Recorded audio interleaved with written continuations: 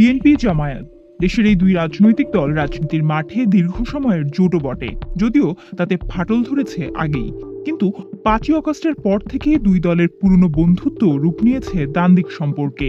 একের পর এক ইঙ্গিতপূর্ণ বাক্য বিনিময়ে জড়াচ্ছেন দল দুইটির শীর্ষ নেতারা। ৫ই আগস্টের পর আমরা কি ব্যাংক আত্মসাৎ করতে দেখিনি? আমরা তো দেখেছি ইসলামী ব্যাংক কিভাবে গ্রাস করে নিল একটি রাজনৈতিক দলের অনুসারীরা। তারা পায়ের রক কাটে, তাদেরকে তো জনগণ ঠিকই জানে। ৫ তারিখের পরিবর্তনের পরে একদল অস্ত্র হাতে নিয়ে সেই ব্যাংক দখল করতে গেল। বোঝা গেল যে এরা ডাকাতের বেশে নতুন ডাকাত আবার সেখানে গেছে ব্যাংক ডাকাতে। কেউ কেউ বলেন এই ব্যাংক অমুক দল তমুক দল দখল করেছে।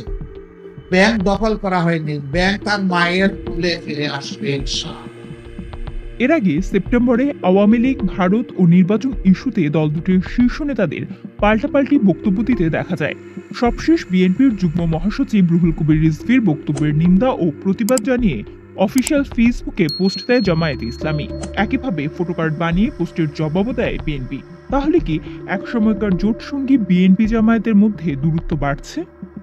আওয়ামী লীগ একটা ন্যারেটিভ দ্বারা করেছিল বিএনপি জামাত। আসলে তো বিএনপি জামাত এক না। বিএনপি তার পলিটিক্স আছে, জামাত তার পলিটিক্স আছে। তো সেই ন্যারেশনের জন্য মনে হচ্ছে যে দূরত্ব হয়ে গেছে। আসলে না, জামাতের পলিটিক্স করে, আমরা আমাদের পলিটিক্স করি। তো ন্যাচারালি আমাদের মধ্যে দূরত্ব থাকবেই, কারণ আমরা স্বাধীনতা যুদ্ধে বিশ্বাস করি, জামাত স্বাধীনতা যুদ্ধের বিরোধিতা করেছে। তো এটাতে মূল তো আছে এই জায়গাটাতে। তবে দুই দলের মধ্যে রাজনৈতিক দূরত্ব বাড়া কিংবা পাল্টাপাল্টি বক্তব্যের বিষয়টি মানতে নারাজ জামায়াতে ইসলামী। একই সঙ্গে ব্যক্তির বক্তব্য দলীয় সম্পর্কে কোনো প্রভাব ফেলবে না বলেও মনে করে দলটি।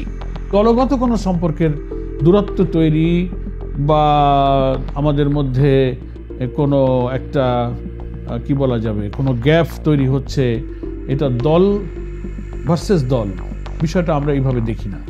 এটা গণতান্ত্রিক দেশে মানুষের মত প্রকাশের যেমন স্বাধীনতা আছে।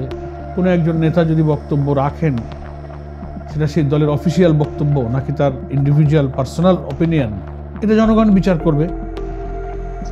গণ অভ্যুত্থানে ক্ষমতাচ্যুত হয়ে রাজনীতির মাঠে অনুপস্থিত আওয়ামী লীগ, বদলে গেছে সমীকরণ। আগামী নির্বাচনে বিএনপিকে টক্কর দিতে প্রস্তুতি নিচ্ছে জামায়াতে ইসলামী। দুটো দলের এমন মুখোমুখি অবস্থানকে অবশ্য স্বাভাবিক বলেই মনে করছেন বিশ্লেষকরা। রাজনীতির খেলায় সবই সমীকরণ। এতদিন যেই সমীকরণের কারণে জামাত বিএনপির সাথে ছিল, সেই একই সমীকরণের কারণে তারা এখন আর তাদের সাথে থাকতে পারবে না, আর নতুন সমীকরণ তারা করবে, এটাই স্বাভাবিক। জামাত ইসলামী একটা রাজনৈতিক দল এবং তারা এখন যেভাবে সারা দেশে প্রভাব প্রতিপত্তি নিয়ে বিরাজ করছে বা প্রতিটি কনস্টিটিউয়েন্সিতে তারা যে প্রতিদ্বন্দ্বিতার কথা বলছে, সেটা আসলে একটা রাজনৈতিক কার্যক্রম পরিচালনা তাদের রাজনীতিকে পরিচিত করবার জন্য এটা একটা কৌশল হতে পারে। অনেকের মতে বাংলাদেশের রাজনৈতিক মেরুকরণ প্রক্রিয়ায় পরবর্তী নির্বাচনে আওয়ামী লীগ মাঠে না থাকায় নিজেদের অবস্থান পোক্ত করার জোর প্রচেষ্টায় আছে জামায়াত। একই সঙ্গে আওয়ামী লীগের ভোট ব্যাংকের দিকেও নজর আছে দলটির, আর এ নিয়ে শঙ্কায় আছে বিএনপি। আওয়ামী লীগের ভোটারদেরকে কাছে টানার চেষ্টা হতে পারে, আমি তাতে কোনো অসুবিধা দেখি না, কারণ ভোটের খেলাটাই তো এমন। ইলেকশনে তো যেতে চাচ্ছে, তাই না?